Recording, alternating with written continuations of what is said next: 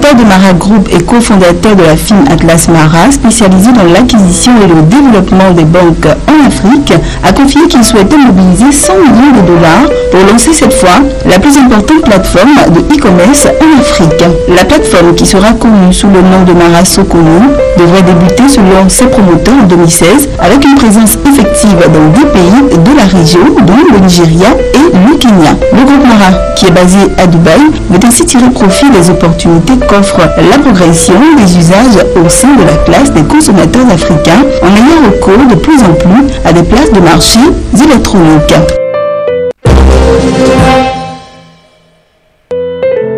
Parce que favoriser l'accès à l'éducation pour tous est la meilleure façon de construire une société plus juste et plus responsable, la fondation BGF Bank a signé le 21 septembre 2015 un nouveau partenariat avec l'association Terre Rouge pour poursuivre la prise en charge et l'éducation des enfants des rues de Cotonou au Bénin. Malgré des projets importants, l'Afrique de l'Ouest et l'Afrique centrale demeurent très nettement les régions du monde qui comptent plus d'enfants non scolarisés selon l'UNICEF. La rue devient pour beaucoup d'enfants un lieu de vie. Au Bénin, ces enfants souvent victimes d'exploitation et de violence, décrochage social au sens large, et qui se retrouvent en danger dans les rues bénéficient du soutien de la fondation BGF Bank depuis 2014. Développé en partenariat avec l'association Terre Rouge, ce projet a été financé pour un montant de 10 millions de francs CFA afin de permettre aux enfants de la rue d'accéder aux opportunités qu'offre un enseignement de qualité et de les ramener sur les bancs de l'école en veillant aux aspects psychosociaux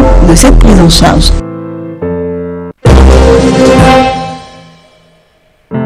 Addis Abeba a inauguré le 20 septembre sa première ligne de métro urbain, 17 km du nord au sud, qui seront très bientôt doublés par un trajet est-ouest. 60 000 passagers par jour sont attendus. Après 3 ans de travaux, la capitale éthiopienne a son métro.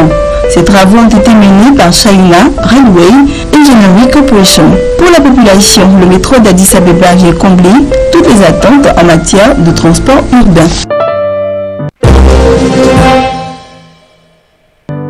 L'agence zambienne de développement du réseau routier Road Development Agency a attribué le 21 septembre un contrat de 492 millions de dollars à China Inland International Corporation pour la construction et la réhabilitation de routes dans une province extrêmement riche en minerais. Le directeur général de Road Development Agency a précisé, suite à la signature du contrat entre les deux parties, que l'entreprise chinoise a été chargée de construire 406 km de routes urbaines dans la province du Copperbel. Une fois terminé, ce réseau routier amélioré facilitera la circulation des biens et des services, a-t-il déclaré.